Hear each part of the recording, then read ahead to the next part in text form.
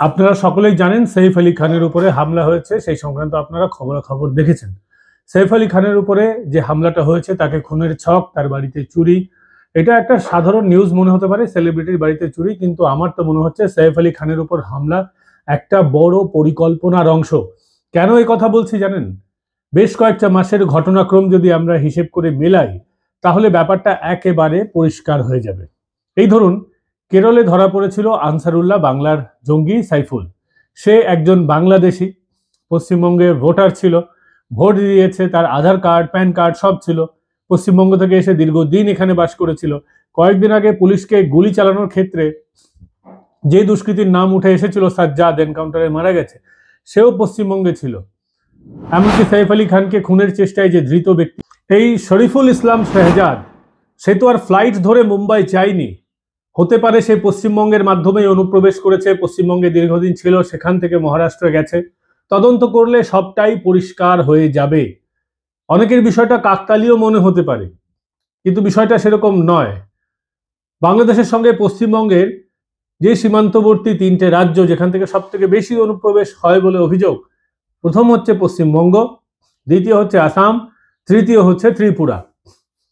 সেক্ষেত্রে দাঁড়িয়ে এই ঘটনাক্রম যদি আমরা পরপর সাজাই তাহলে বোঝা যাবে ছকটা পরিষ্কার।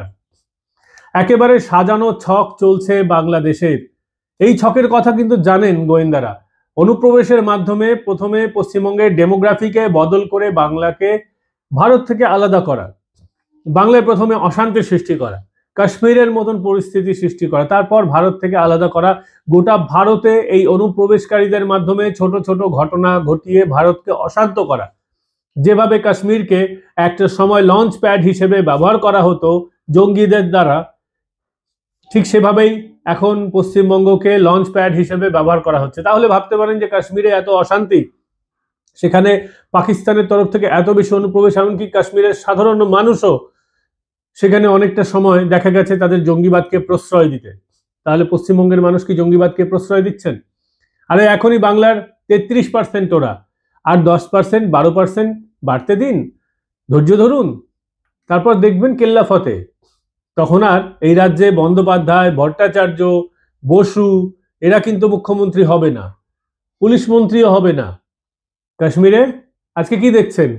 আব্দুল্লাহ, মুফতি এরাই মুখ্যমন্ত্রী। যেদিন এই রাজ্যে তারা এই 33% থেকে সংখ্যালঘু থেকে সংখ্যাগুরু হবেন, তখন দেখবেন বাংলাতেও হচ্ছে। ঘুমিয়ে থাকলে আর কি করা যাবে? বাংলাদেশ কিন্তু ঘুমিয়ে নেই। এ রাজ্যের মানুষ আছেন। পাকিস্তানে যেভাবে কাশ্মীরকে অশান্ত করা হয়েছে অতীতে কাশ্মীরের মাধ্যমে, বাংলাতেও সেই কাজ করতে চাইছে বাংলাদেশ, কারণ পেছনে মদত রয়েছে পাকিস্তানের। আপনারা সকলেই জানেন যে হাসিনা পরবর্তী সময়ে ইউনূস কিভাবে খেলছেন। 90-এর দশক আপনাদের মনে থাকবে, 90-এর দশকে মসজিদ থেকে একেবারে মাইক প্রচার করে পণ্ডিতদের তাড়ানো হয়েছিল যে কায়দায়, সেই একই কায়দায় শতাংশের বিচারে হিন্দুরা বাংলায় সংখ্যালঘু হলে ইতিহাসের পুনরাবৃত্তি হবে না, এটা আপনাকে কে বলল? সেই গ্যারান্টি নেই। সাইফ আলী খান এর খুনের ছকে পুলিশের তদন্তে দেখা গেছে সে যে ব্যক্তি এই শেহজাদ, সে কিন্তু বিজয় দাস নাম ভাড়িয়ে ভারতে ছিল। পুলিশ তদন্ত এগিয়ে নিয়ে গেলে দেখবেন অনেক চাঞ্চল্যকর তথ্য বেরিয়ে আসবে। দীক্ষিত দেগাম, মুম্বাইয়ের পুলিশের যে ডিএসপি, তিনি জানিয়েছেন শেহজাদ বাংলাদেশি এবং অবৈধভাবে বর্ডার পার করে সে ভারতে আসে। শরীফুল ইসলাম শেহজাদ নাম পাল্টিয়ে বিজয় দাস সেজে মুম্বাইয়ে দিব্যি বসবাস করছিল সে। শুনুন কি বলছেন পুলিশ। দীক্ষিত বেগম,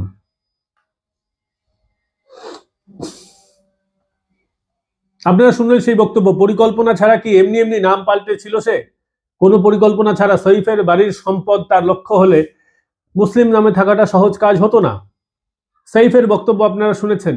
সৈফ পরিষ্কারভাবে বলছে তার বাচ্চার দিকে সে এগিয়ে যাচ্ছিল, অর্থাৎ বড় ঘটনা ঘটানোর একটা ছক ছিল। সৈফ বেঁচে গেছেন। আর হিন্দু নাম নিয়ে এই কাজ করার পিছনে কোনো উগ্রপন্থী সংগঠনের যে হাত নেই সেটা কে বলবে? তদন্ত হলে পরিষ্কার হবে। উদ্দেশ্য বোঝার চেষ্টা করছে পুলিশ। শরীফুল ইসলাম শেহজাদ যে বিজয় দাস নাম বাড়িয়েছিল, নিশ্চয়ই তদন্তে অনেক কথা উঠে আসবে। বাংলাদেশি দুষ্কৃতীদের মধ্যে নাম ভাড়িয়ে ভারতে অপরাধ করার এর আগেও ভুরি ভুরি উদাহরণ রয়েছে।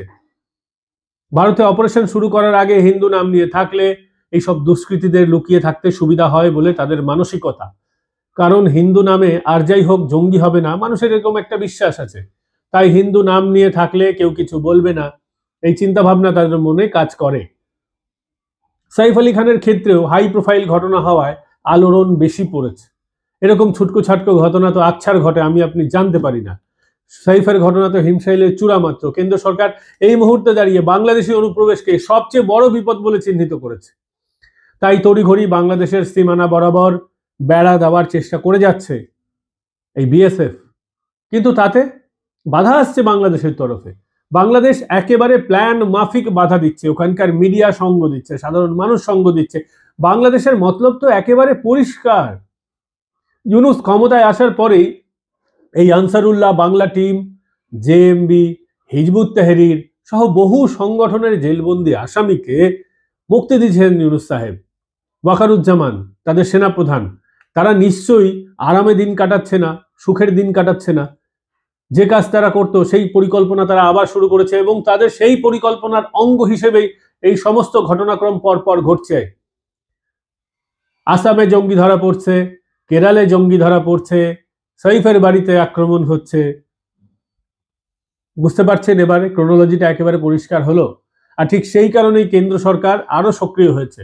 দিল্লি, আসাম সহ বিভিন্ন রাজ্যে গোয়েন্দা ইনপুটের উপর ভিত্তি করে পুলিশ সক্রিয় হয়েছে, এমনকি দক্ষিণের রাজ্যগুলিতেও পুলিশ সক্রিয় হয়েছে।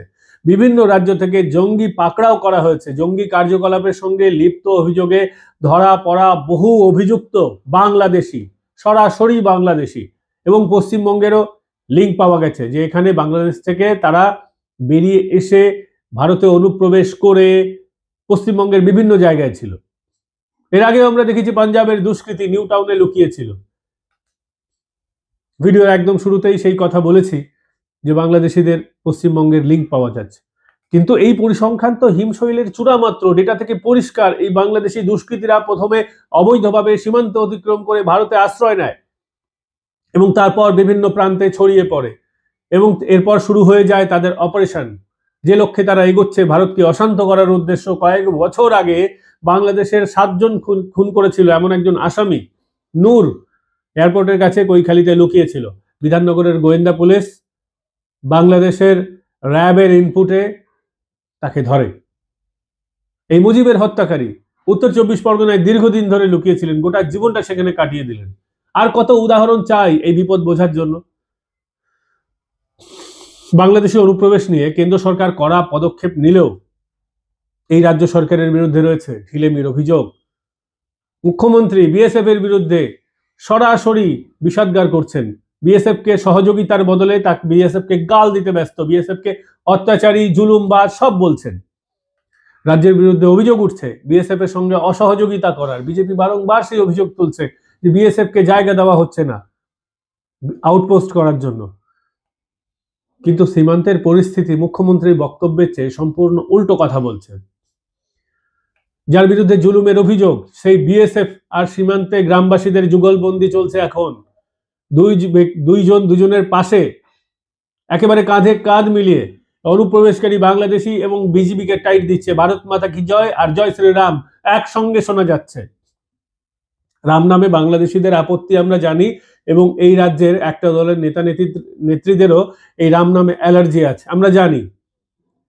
তবে এই রাজ্যেও অনুপ্রবেশ নিয়ে বহু বাংলাদেশি গ্রেফতার হয়েছে অনুপ্রবেশের অভিযোগে, এবং রাজ্য পুলিশ নিজেই গ্রেফতার করেছে। মুখ্যমন্ত্রীর পুলিশ চাপ সত্ত্বেও তাদের কাজ যতটা তারা সম্ভব করার চেষ্টা করছে। আধার, পাসপোর্ট, জালিয়াতি মামলা, সমস্ত মামলায় দেখা যাচ্ছে অবসরপ্রাপ্ত পুলিশ কর্মী কিংবা পুলিশ পরিবারের কেউ না কেউ সদস্য গ্রেফতার হয়ে যাচ্ছে। কলকাতা পুলিশ গ্রেফতার করছে, পশ্চিমবঙ্গের পুলিশ গ্রেফতার করছে, আর বিএসএফ কে জমি না দেওয়ার অভিযোগ উঠছে এই রাজ্যের বিরুদ্ধে। পরিস্থিতিটা এতটাই ভয়ঙ্কর যে রাজনীতির লাইন থেকে পুলিশ কিন্তু একটু হলেও আলাদা হয়ে কাজ করার চেষ্টা করছে। কিন্তু দুষ্কৃতীরা এই সুযোগকে কাজে লাগাচ্ছে। সাইফ আলী খান মুসলিম অভিনেতা আর বিজয় দাস হিন্দু। ভাবতে পারছেন কত সুন্দর হেডলাইন হতে পারত? বিজয় দাস সাইফ আলী খানকে খুন করতে চেয়েছে। প্রথমে তো মুসলিম যত বড় মানুষ হোক না কেন এই দেশে সুরক্ষিত নয়, এমন একটা নেগেটিভ কিন্তু বাজারে ছেড়ে দেওয়ার একেবারে ছক ছিল। তারপর সেই বিজয় দাস হঠাৎ করে শরীফুল ইসলাম শেহজাদ হয়ে গেল। তখনই কিন্তু ন্যারেটিভ বদলে গেল। আর বলা শুরু হলো স্বরাষ্ট্র মন্ত্রকের আওতায় বিএসএফ, অনুপ্রবেশের জন্য অমিত শাহ দায়ী। আরে ভাই, 70 বছরের কংগ্রেস দেশের যদি সীমান্ত সুরক্ষিত করতো তাহলে কি আজকে এই পরিস্থিতি হতো?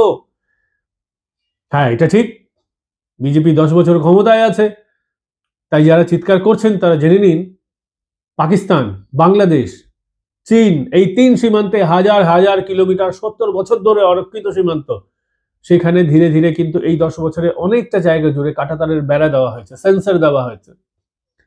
এই এখন দেখবেন বিএসএফ মদের বোতল ঝোলাচ্ছে বলে ওদের আপত্তি, আসলে দুটো মদের বোতল ঝুলিয়ে রাখলে ওই কাঁটাতার হালকা করে নাড়া দিলেও আওয়াজ হয়, তাই ফাঁকা কাঁচের বোতল দেওয়া হচ্ছে। আর কাঁচের বোতল সস্তায়, মদের বোতল ছাড়া আপনি কোথায় পাবেন? বাইরে থেকে কিনবেন, টেন্ডার দুর্নীতি করবেন, সস্তার জিনিস ভাল লাগছে না। এই 3টে সীমান্তেই, পাকিস্তান, বাংলাদেশ এবং চীন, কোথাও পাহাড়, কোথাও নদী, কোথাও জঙ্গল, কত জায়গা দূরে কাঁটাতার দেবেন? জলের মধ্যে দেবেন? আপনাকে তো নিজের বাউন্ডারির মধ্যে দিতে হবে। নিজের বাউন্ডারির মধ্যে দিলে নদী হাতছাড়া হয়ে যাবে, কোথাও কোথাও জঙ্গল কাটতে হবে, আর সেটা করতে গেলেও বাধা আসছে। ব্যাপারটা অত সহজ নয় যতটা চিৎকার করাটা সহজ। তাও সরকার কিন্তু কাঁটাতার দিচ্ছে, বাধা দিচ্ছে, বেড়া দিচ্ছে, বিএসএফ কে সেখানে কাজে লাগিয়েছে। হ্যাঁ, এটা ঠিক যে এই বেড়া দেওয়ার কাজ আরো দ্রুত হওয়া উচিত, কিন্তু আমরা জানি মশা না কামড়ে আমরা মশারি ব্যবহার করি না, সরকারও সেটার থেকে ঊর্ধ্বে নয় অনেকটা। আর এইভাবেই এতদিন চলছিল, এখনো সেভাবেই হচ্ছে। সিস্টেমে যে ভুল ত্রুটি নেই আমাদের, সেটা বলা মানে দালালি করা। আছে, ভুল ত্রুটি আছে, সেটাকে শুধরে নিয়েই এগোতে হবে। তবে সরকার এখন দ্রুত অ্যাকশন নিচ্ছে, অ্যাকশন আরো দ্রুত নেওয়া উচিত। আর যেদিন এত কাণ্ড হলো সেদিন কলকাতাতেও তো গ্রেফতার হয়েছে বেশ কয়েকজন বাংলাদেশি। বিরোধী দলনেতা শুভেন্দু অধিকারী এক্স হ্যান্ডেলে বিষয়টা পরিষ্কার করে জানিয়েছেন, যদিও তৃণমূল কংগ্রেসের তরফে এ বিষয়ে কোনো প্রতিক্রিয়া মেলেনি প্রতিবারের মতন। তবে একটা বিষয় পরিষ্কার, রাজ্য সরকার এই মুহূর্তে অনুপ্রবেশ নিয়ে কেন্দ্রের সঙ্গে সহযোগিতা না করলে পরিস্থিতি আরো জটিল হবে। কারণ বাংলাদেশ পরিকল্পনা মাফিক ভারতের বিপদ বাড়িয়ে তুলতে চাইছে, তাই রাজনীতির ঊর্ধ্বে উঠে রাজ্য সরকারকে কাজ করা উচিত। এই 33% বলা হচ্ছে যাদের, এরা যেদিন 50% হয়ে যাবে সেদিন কিন্তু মুখ্যমন্ত্রীর নাম বন্দ্যোপাধ্যায়, ভট্টাচার্য, মুখার্জি, রায়, বসু, বিশ্বাস, মন্ডল হবে না। ততদিন জয় বাংলা বলে আপনি মজা নিতেই পারেন। আর জয় বাংলা তো বাংলাদেশের স্লোগান ছিল, তাই সেই মেসেজ পেয়েই, এই জয় বাংলার মেসেজ পেয়েই বোধহয় বাংলাদেশিদের এই রাজ্যে এত ফিল গুড মনে হয়, এত আপন মনে হয় এই রাজ্যটা। এই আপন মনে হওয়াটা কিন্তু দেশের জন্য ভালো নয়। আপাতত ভিডিও এখানেই শেষ করছি বন্ধুরা। এই ভিডিও কেমন লাগলো আপনারা কমেন্ট করে জানান। ভিডিও ভালো লাগলে লাইক, শেয়ার আর সাবস্ক্রাইব করতে ভুলবেন না। চ্যানেল সাবস্ক্রাইব করে নিন, পাশের বেল আইকন প্রেস করে দিন, যাতে ভিডিও নোটিফিকেশন আপনারা সঙ্গে সঙ্গে পেয়ে যান। দেখা হবে পরবর্তী পর্বে, ভালো থাকবেন। এতক্ষণ আমি ছিলাম পঙ্কজ বিশ্বাস এবং আপনারা দেখছিলেন পলিটিক্যাল ডেইলি অ্যানালিসিস।